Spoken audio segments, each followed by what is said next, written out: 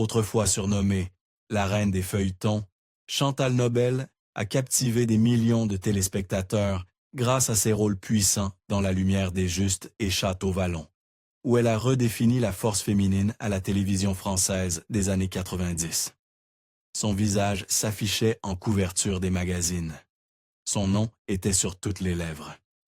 Et sa carrière connaissait une ascension fulgurante, les producteurs la voyant déjà comme l'icône durable d'une génération. Mais soudain, en un moment tragique, tout s'est arrêté. Presque du jour au lendemain, Chantal a disparu des projecteurs qu'elle avait si durement conquis. Aujourd'hui, à près de 80 ans, elle vit loin des caméras, sa vie marquée par la douleur, la résilience et cette question obsédante. Qu'est-ce qui aurait pu être? Voici l'histoire bouleversante et digne de Chantal Nobel, une icône réduite au silence trop tôt. La naissance d'une étoile, la vie avant la célébrité, bien avant d'être connue sous le nom de la reine des feuilletons, avant que Château-Vallon inscrive son nom dans l'histoire de la télévision française, Chantal Nobel n'était que Chantal Bonneau, une jeune fille réfléchie et introvertie, grandissant dans le Rouen d'après-guerre, dans le nord de la France. Née le 23 novembre 1948, son enfance ne fut pas marquée par le confort ou la facilité, mais par un chagrin précoce et un bouleversement émotionnel. À seulement 12 ans, elle perdit son père, Guy Bonneau, une tragédie qui frappa au cœur même de sa famille. Le poids émotionnel de cette absence l'accompagna tout au long de son adolescence. Et bien que sa mère Denise se soit finalement remariée avec un pharmacien bienveillant nommé Bernard Loisel, le vide laissé par la mort de son père ne fut jamais comblé. Dans ce climat de deuil et de réadaptation, Chantal trouva refuge non pas dans la rébellion, mais dans l'art. Le théâtre, la poésie, la littérature, ce n'étaient pas de simples distractions, mais de véritables sanctuaires. Le jeu, en particulier, devint pour elle une échappatoire émotionnelle, une forme privée de survie. Elle était fascinée par l'idée de se transformer, d'entrer dans une autre vie, un autre monde, ne serait-ce que pour un moment.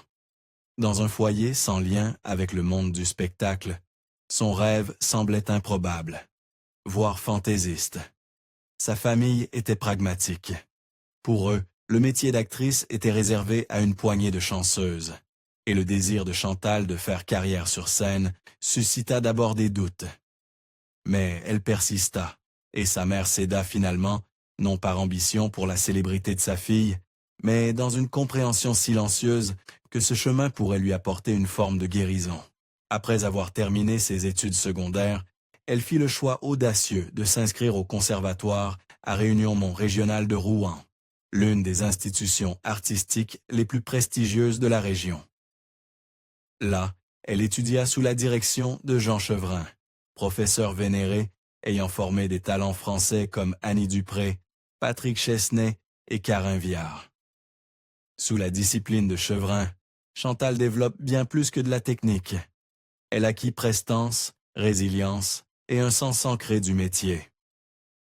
Elle ne se préparait pas seulement à jouer, elle se préparait à durer. Pendant ces années formatrices, Chantal débuta sous le pseudonyme de Jackie Nobel, un nom qui l'éloignait de la vulnérabilité de son patronyme familial et lui permettait de façonner une nouvelle identité sur scène.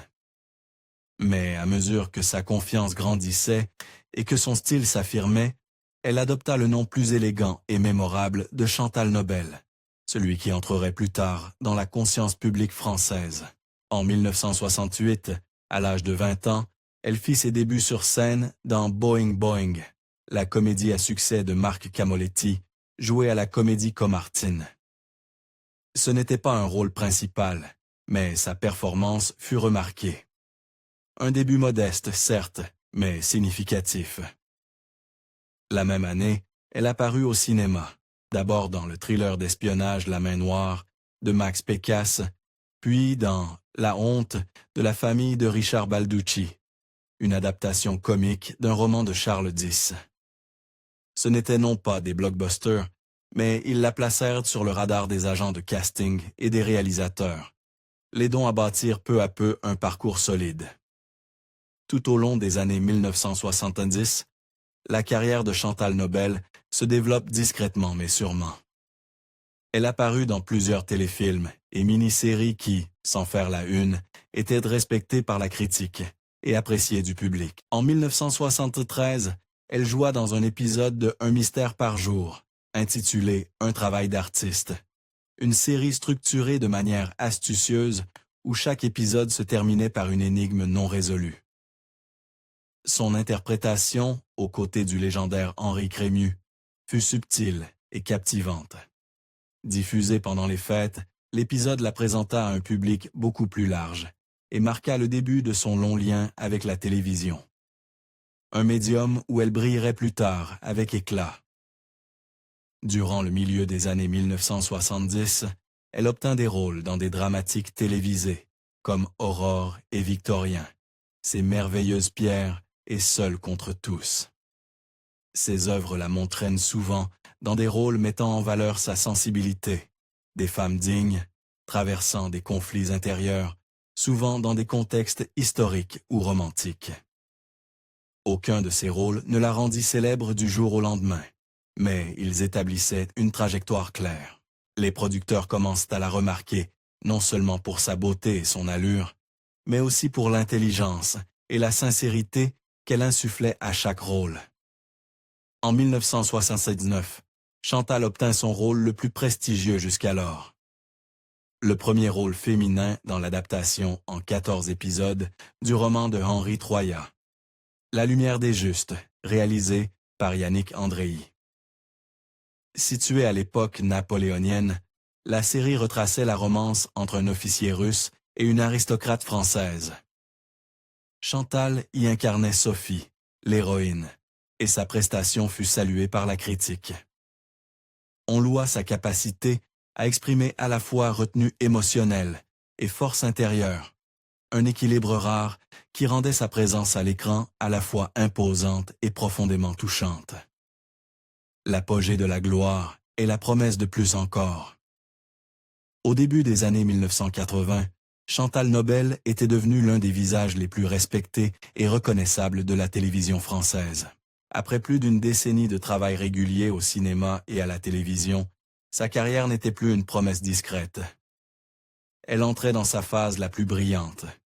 Elle avait déjà impressionné les critiques et le public dans des productions remarquables comme La lumière des justes en 1979, où elle incarnait une aristocrate française, à l'époque napoléonienne, ainsi que dans des séries télévisées antérieures telles que Aurore et Victorien et Ces merveilleuses pierres. Chaque rôle s'appuyait sur le précédent, révélant de nouvelles facettes de son talent, et lorsqu'elle obtint le rôle principal dans Seule contre tous, il était clair qu'elle avait trouvé sa pleine mesure. Puis vint Château Vallon.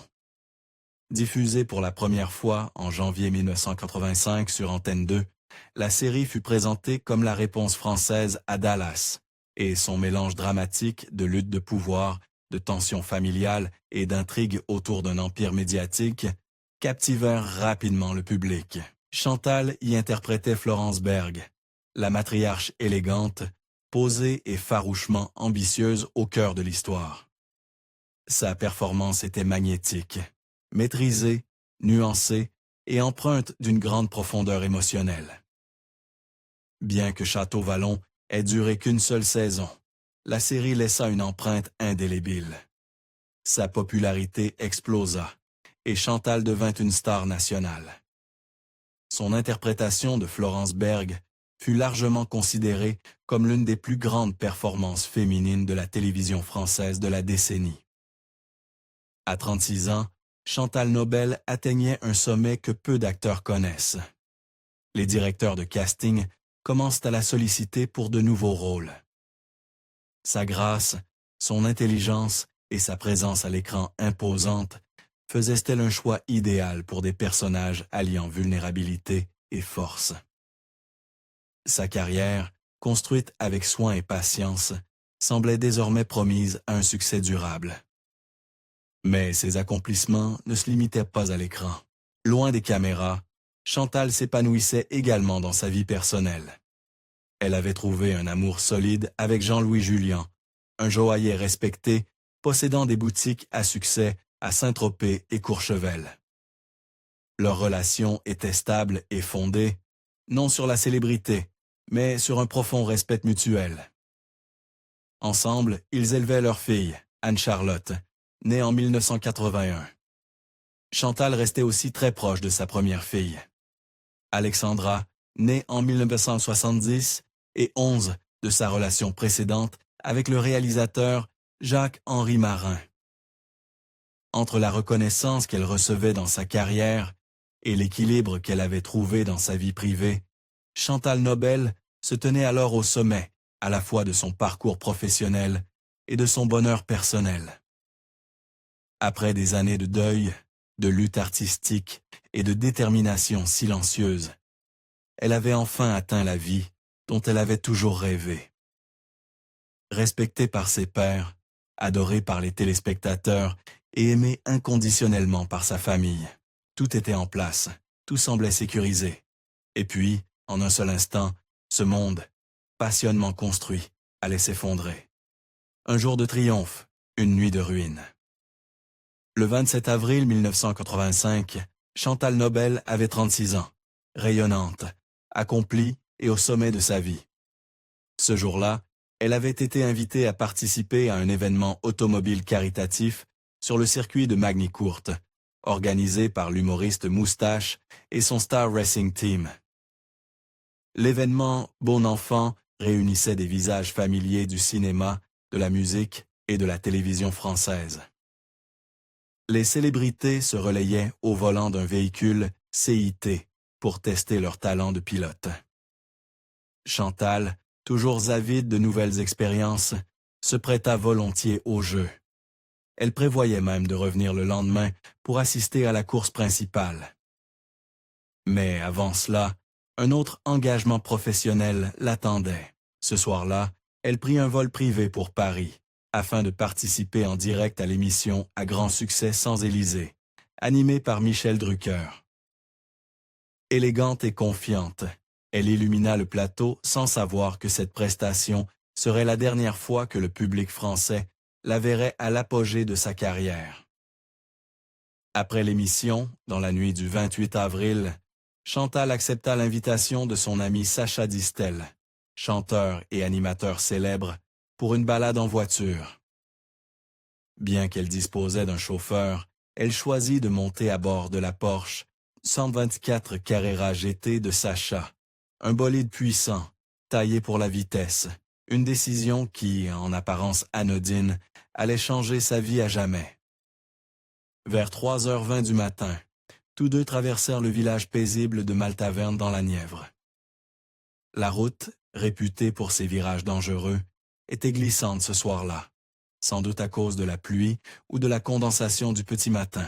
Il fut rapporté plus tard que les marquages au sol en plastique, courants à l'époque, devenaient extrêmement glissants une fois mouillés à l'image d'une surface huilée.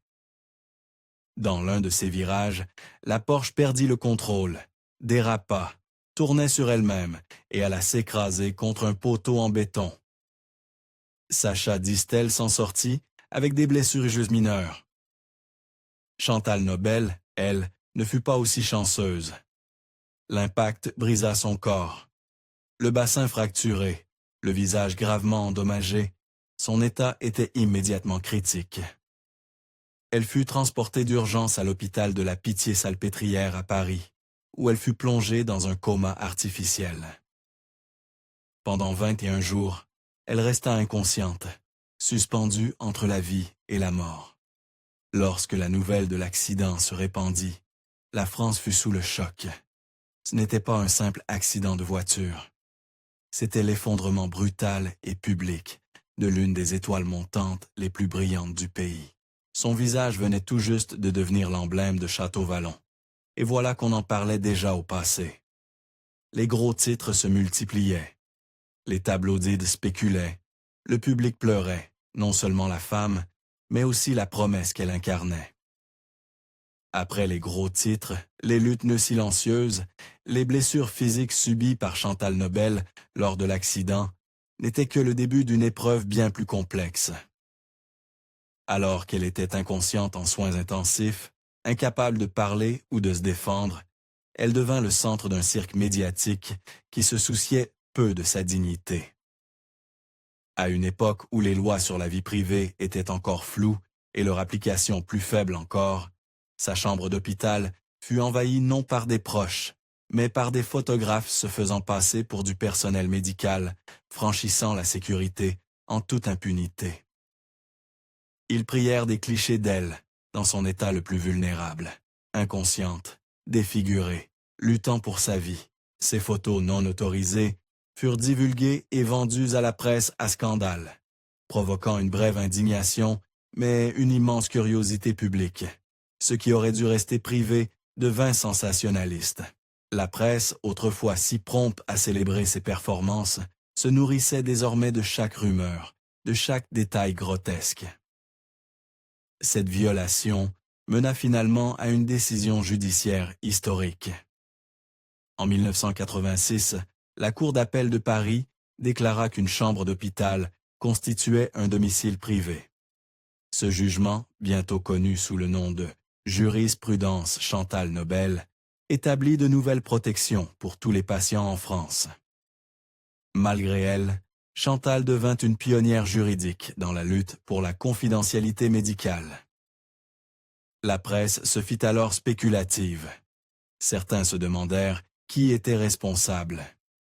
Sacha Distel, le conducteur, affirma avoir roulé prudemment à 70 km/h et accusa les marquages blancs glissants. Mais Chantal le contredit publiquement par la suite, déclarant qu'il roulait à près de 150 km/h et qu'elle lui avait demandé à plusieurs reprises de ralentir avant l'accident. Ces récits contradictoires alimentèrent des mois de commentaires et de controverses. En 1988, Chantal engagea une action en justice et obtint gain de cause. Un tribunal reconnut Sacha Distel coupable de blessures involontaires et le condamna à 1 an de prison avec sursis et une amende de 3 000 francs. Sur le plan juridique, la justice avait été rendue. Mais pour Chantal, la sentence avait une valeur surtout symbolique. Aucun verdict ne pouvait lui rendre ce qu'elle avait perdu. Ni l'élan de sa carrière, ni la capacité de marcher sans aide, ni l'identité qu'elle avait mis des années à bâtir. Son chemin vers la guérison fut long et discret. Elle suivit une rééducation intensive au centre Héliomarin de Hyères, un établissement réputé pour le traitement des traumatismes lourds. Là, loin des caméras et des potins, elle travailla pour retrouver une mobilité même limitée. Elle parvint finalement à marcher de nouveau, mais seulement avec une canne, et dépendait encore souvent d'un fauteuil roulant. Celle qu'on avait admirée pour sa prestance et sa maîtrise physique à l'écran livrait désormais une autre performance, plus intime, plus éprouvante, celle de la survie. Et pourtant, Chantal demeura digne. 6 mois après l'accident, toujours en fauteuil roulant, elle épousa Jean-Louis Julien, son compagnon de longue date. Leur cérémonie fut privée, une volonté de s'éloigner de la mise en scène qui avait englouti sa vie. Ce fut un acte de défi, non seulement envers les médias qui l'avaient traqué, mais aussi envers le désespoir. Un mariage fondé non sur l'image ou l'illusion, mais sur la persévérance. Le couple s'installa ensuite à Ramatuelle, un village paisible du sud de la France. Là, dans une maison modeste à l'abri des regards, Chantal Nobel entreprit lentement et douloureusement de reconstruire sa vie. Les scénarios cessèrent d'arriver. Les appels de producteurs et d'agents devinrent des souvenirs. Mais, à leur place, vint quelque chose de plus difficile à définir et encore plus difficile à conquérir. Une paix fragile, farouchement défendue, un retour qui n'est jamais venu. Derrière son apparente sérénité se cachait pourtant une femme profondément transformée, non seulement physiquement, mais aussi émotionnellement. L'accident lui avait volé bien plus que sa mobilité. Il lui avait arraché sa place dans un milieu qui, jadis, l'avait adulé. Lors d'un rare moment de franchise, des années plus tard, au cours d'une interview télévisée, Chantal évoqua ce sentiment d'abandon déchirant. Avant l'accident, j'étais entouré. Après que c'était comme si j'étais devenu invisible. Les anciens amis cessèrent d'appeler. Les collègues disparurent. Comme si sa tragédie était devenue contagieuse. Une douleur qu'on préférait fuir. Ce n'est qu'en mars 1996, près de 11 ans après le drame, que Chantal revint brièvement à la télévision. Elle avait alors 47 ans. Michel Drucker, le même animateur qui l'avait accueilli la veille de son accident sur le plateau de Champs-Élysées, l'invita dans son émission Studio Gabriel pour un entretien intime. L'apparition fut bouleversante pour elle, mais aussi pour les téléspectateurs de toute la France, qui s'étaient demandé dans le silence et le respect ce qu'elle était devenue. Elle fit son entrée lentement, appuyée sur sa canne, et s'installa avec la même élégance digne qui avait jadis marqué sa présence à l'écran. Bien qu'elle fût plus âgée et physiquement changée, on retrouvait cette aura familière, la voix, le regard, l'esprit vif. Elle parla sans détour de l'après, non pas avec plainte, mais avec une immense dignité. Lorsqu'on lui demanda si elle songeait à rejouer un jour, sa réponse fut à la fois poignante et légèrement provocatrice. « Si un réalisateur me veut, dit-elle avec un sourire discret, je viendrai, avec ma canne. » La phrase fut suivie d'une salve d'applaudissements, et l'on crut l'espace d'un instant à la possibilité d'un retour. Les lettres affluèrent, les messages de soutien vinrent de partout. Mais le téléphone resta silencieux. Aucune proposition n'arriva.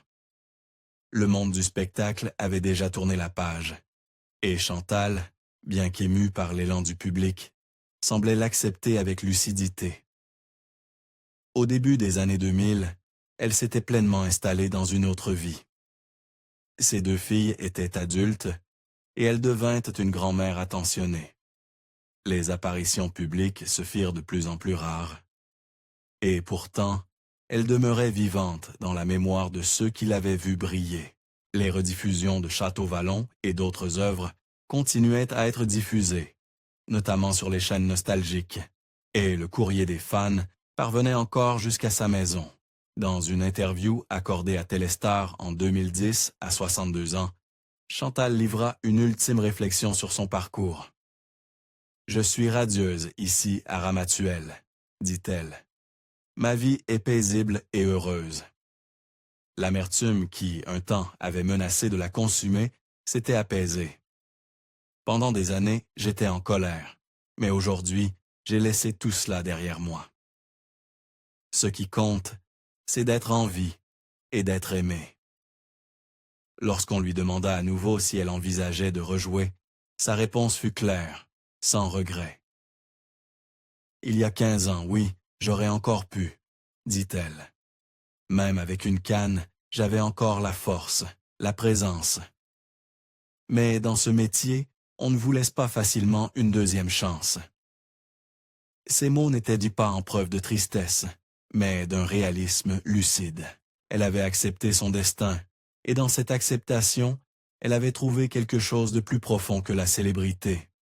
La paix, la famille et une dignité silencieuse. Perte, solitude et un héritage discret. En mai 2024, Chantal Nobel a affronté une nouvelle épreuve déchirante. Son mari, Jean-Louis Julien, l'homme qui l'avait soutenu durant ses heures les plus sombres, a rendu son dernier souffle. Sa mort a marqué un chapitre dévastateur dans une vie déjà façonnée par de profondes pertes. Elle avait 75 ans, usée émotionnellement et physiquement incapable d'assister aux funérailles organisées en l'église Notre-Dame de l'Assomption à Saint-Tropez. C'était une douleur que les mots peuvent à peine exprimer. Jean-Louis n'était pas seulement son compagnon, il était son pilier. Avec son départ, le silence de Ramatuelle devint encore plus profond. Et pourtant Chantal, avec sa grâce stoïque, a continué d'avancer. Aujourd'hui, à près de 80 ans, elle passe ses journées entourée de ses 4 petits-enfants et des quelques amis qui ne l'ont jamais quittée. Elle ne cherche plus les caméras, elle ne veut plus d'applaudissements. Mais elle est toujours là, présente, forte, contemplative. Son histoire n'est pas celle d'une défaite, mais d'une dignité préservée, celle d'une femme ayant affronté l'indicible sans amertume. D'avoir trouvé la lumière dans une vie qui, de l'extérieur, peut sembler triste, mais qui, de l'intérieur, est remplie d'amour, de souvenirs et de sens. Son parcours nous rappelle puissamment que si la célébrité peut disparaître en un instant, la véritable force, elle, subsiste dans le silence. Chantal Nobel a quitté l'écran, mais jamais le cœur de ceux qui l'ont vu briller. L'avez-vous reconnue? Avez-vous déjà regardé Château Vallon ou l'un de ses autres rôles? Partagez vos souvenirs dans les commentaires.